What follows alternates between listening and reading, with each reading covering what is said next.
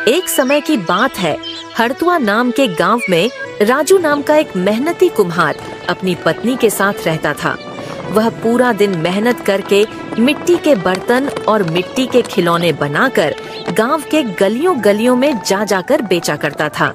मिट्टी के बर्तन ले लो भाई, मिट्टी के बर्तन ले लो, बिल्कुल मजबूत और टिकाऊ बर्तन है भाई।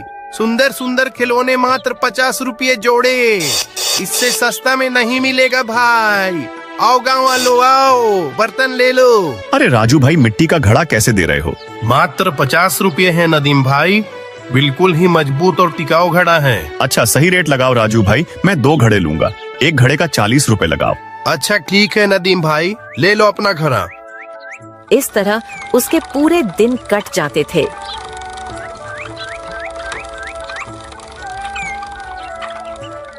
लेकिन उसी गांव में एक लालची और अत्याचारी जमींदार हरिलाल रहा करता था। वह गांव के भोले भाले लोगों को थोड़ा सा कर्ज देकर उनसे ज्यादा ब्याज वसूल करता था। गांव के लोग उससे बहुत ही ज्यादा परेशान रहा करते थे। दरअसल राजू ने भी हरिलाल से अपनी बेटी सीमा की शादी के लिए कुछ दिन पहले ही कर्ज लिया था। देखो राजू, मैं तुम्हें पैसे तो उधार दे रहा हूँ, लेकिन मुझे 1 साल के अंदर मुझे सूद सहित वापस चाहिए मेरे पैसे, समझे? नहीं तो फिर ठीक नहीं होगा। ठीक है सेठ जी, ठीक है, मैं आपके पैसे 1 साल के अंदर लौटा दूंगा।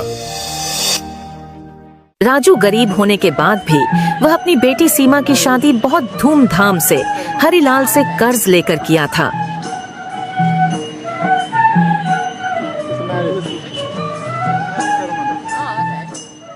और बीतते समय के साथ मिट्टी के बर्तन और खिलौने बेचकर आए पैसों से वह सेठ से लिए कर्ज को धीरे धीरे उतार रहा था। आओ भाई आओ, आओ भाई आओ, मिट्टी के बर्तन ले लो, 2 घड़े मात्र 50 रुपये में, साथ ही साथ सुंदर सुंदर खिलौने ले लो मात्र 50 रुपये में, मात्र 50 रुपये में, बिल्कुल ही मजबूत सामान है भाई, ले लो भाई ले लो।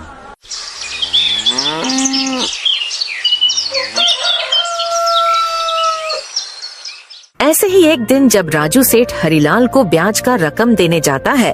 सेठ जी ये लीजिए इस महीने के 1000 रुपये, इस महीने में आपको इतना ही दे सकता हूँ, इस महीने मेरे सामान उतने नहीं बिके हैं। अरे ये क्या बस 1000 रुपये?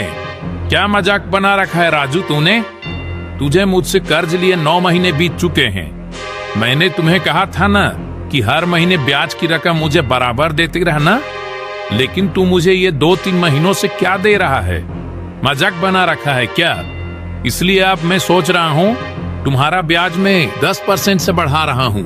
पर सेठ जी आपने अभी पिछले महीने ही तो मेरा 5% से ब्याज बढ़ाया था, इस बार आपने 5 से सीधा 10 कर दिया।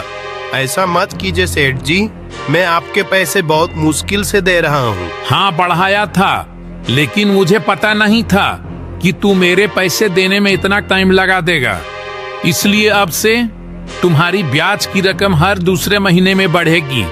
इस बार तो मैं ये 1000 रुपये रख ले रहा हूँ, लेकिन अगले महीने से तुझे हर महीने मुझे 5000 रुपये देने होंगे।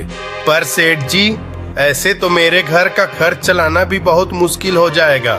मैं बहुत मुश्किल से तो आपके पैसे जोड़ जोड़ कर देता हूँ।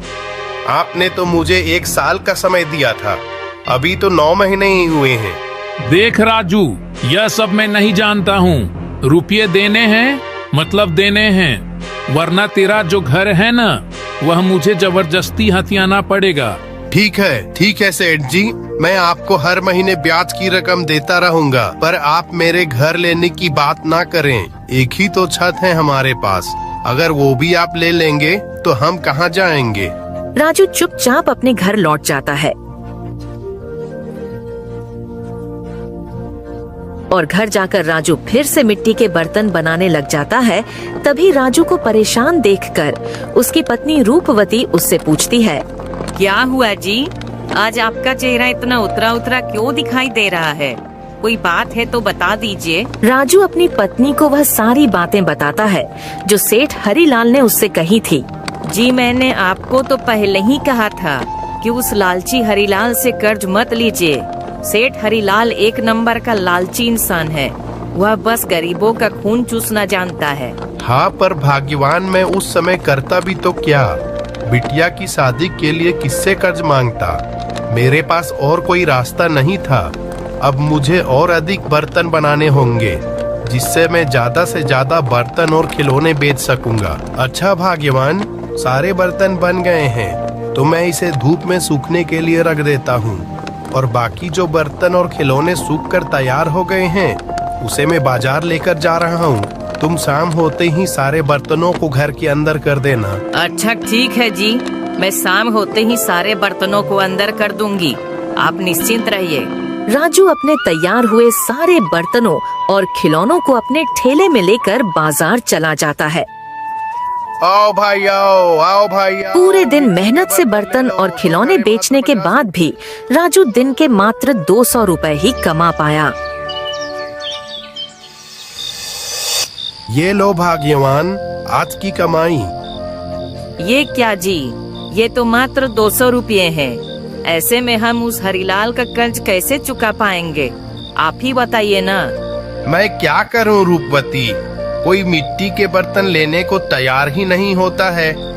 सारे ग्राहक कहते हैं, भाई इस जमाने में मिट्टी के बर्तन कौन इस्तेमाल करता है, हम तो स्टील या एल्युमिनियम के बर्तन ही लेंगे। बताओ, ऐसे में मैं क्या कर सकता हूँ, मुझे और कोई काम भी तो नहीं आता है।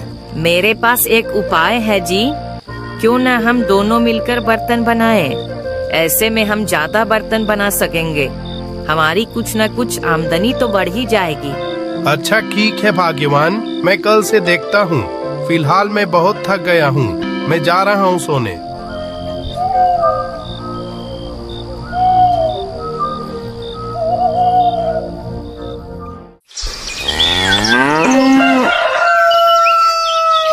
अगले दिन दोनों सुबह जल्दी उठकर मिट्टी के बर्तन बनाने लग जाते हैं। भाग्यवान, जल्दी जल्दी हाथ चलाओ, आज हमें ज्यादा से ज्यादा बर्तन बनाने होंगे। अच्छा ठीक है जी, मैं अपनी तरफ से पूरी कोशिश कर रही हूँ। साथ ही साथ जो बर्तन तैयार हो गए हैं ना, उन्हें तुम धूप में रख दो सूखने के लिए। दोनों फटाफट हाथ चलाने लगते हैं।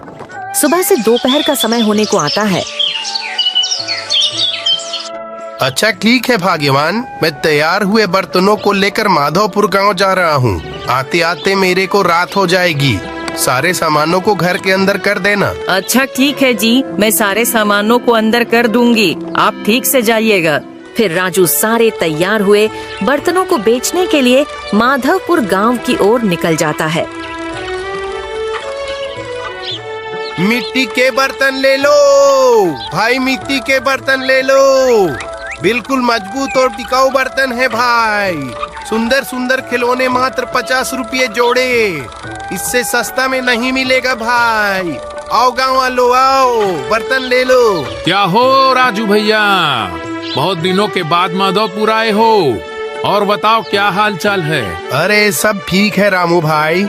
अरे हाँ भाई, मैं कुछ दिनों से सारे बर्तन बाजार ही ले जा रहा था बेचने। ये क्या, आज आप ढेर सारे बर्तन लाए हो बेचने के लिए, क्या बात है। क्या बताऊं रामू भाई, आप तो जानते ही हो हमारे गांव के सेठ हरिलाल के बारे में कि वो कैसा आदमी है।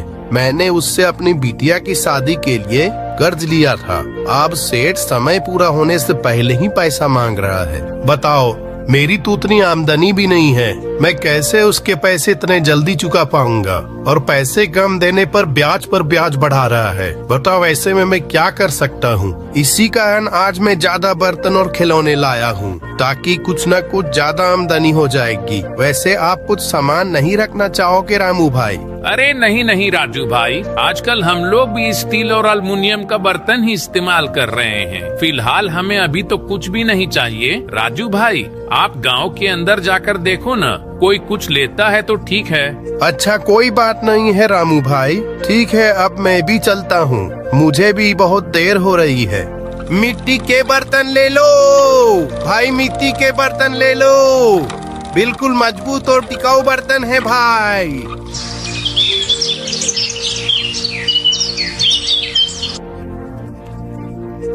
ये लो भाग्यवान, आज की कमाई।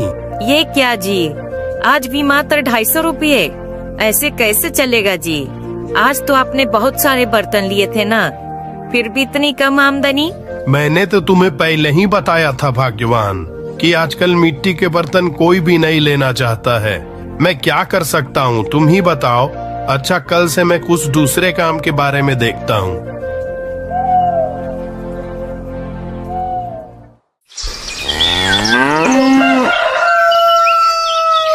अगले दिन सुबह सुबह राजू अपने आंगन में बर्तन बना रहा होता है कि तभी एक बूढ़ा व्यक्ति उसके पास आता है और उससे कहता है, बेटा, मैं अपने साथ कुछ मिट्टी लाया हूँ और मैं चाहता हूँ कि तुम इससे मेरे लिए एक सुंदर सी बांसुरी बना दो। लेकिन बाबा, बांसुरी तो बांस की बनती है ना, आप मिट्टी के बांसुरी क्यों बनवाना चाहते हो? हाँ बेटा, बांसुरी तो बांस की ही बनती है, लेकिन बेटा मैं चाहता हूँ कि तुम मेरे लिए मिट्टी की बांसुरी बनाओ। ठीक है बाबा, मैं आपके लिए मिट्टी की बांसुरी बना दूंगा।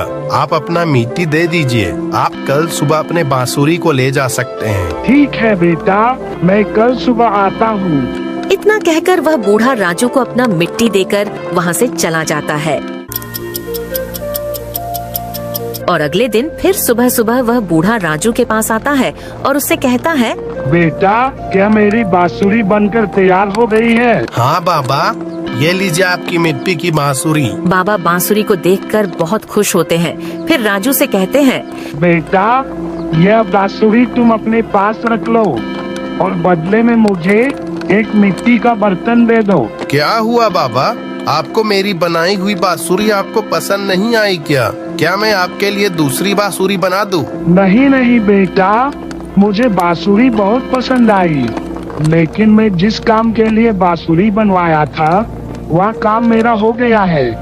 फिलहाल मुझे एक मिट्टी के बर्तन की जरूरत है। मुझे एक मिट्टी का बर्तन दे दो। अच्छा ठीक है बाबा, आप जैसा कहो। उसके बाद राजू बाबा को एक मिट्टी का बर्तन दे देता है। फिर बाबा उसे लेकर वहाँ से चले जाते हैं। बाबा के जाने के बाद वापस राजू कर्ज के बारे में सोच सोच कर बहुत परेशान हो रहा होता है कि तभी उसकी नजर बांसुरी पर पड़ती है। राजू अपने कर्ज के बारे में सोचते हुए बांसुरी बजाने लगता है।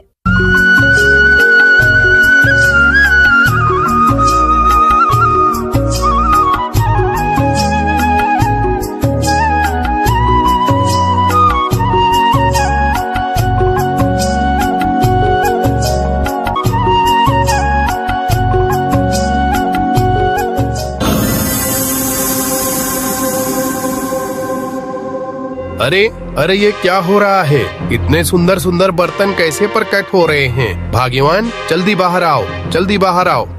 अरे क्या हुआ जी, क्यों आप इतना चिल्ला चिल्ला कर बुला रहे हो? और ये क्या, इतने सुंदर सुंदर बर्तन ये आपने कहाँ से लाया? अरे नहीं नहीं भाग्यवान, तुम रुको, बस देखो मैं क्या करता हूँ।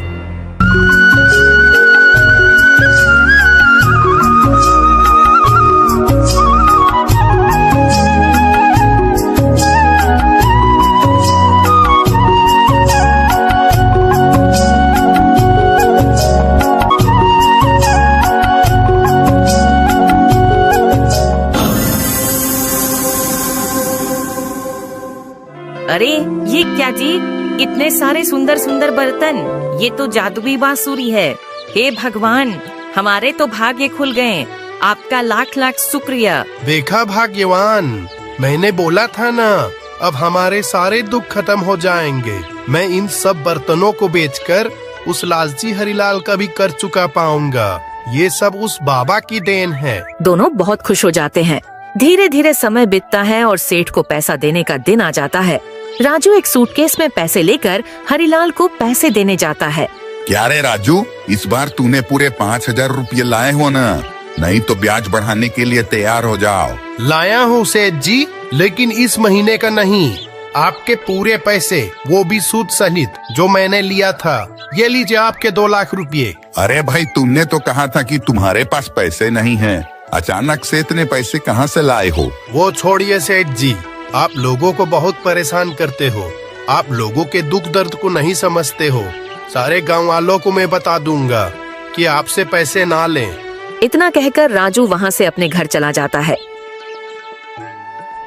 राजू बांसुरी की मदद से बहुत पैसे कमाता है और गांव के बाजार में ही खुद का एक बर्तन का दुकान खोल लेता है और खुशी खुशी अपना जीवन बिताने लगता है।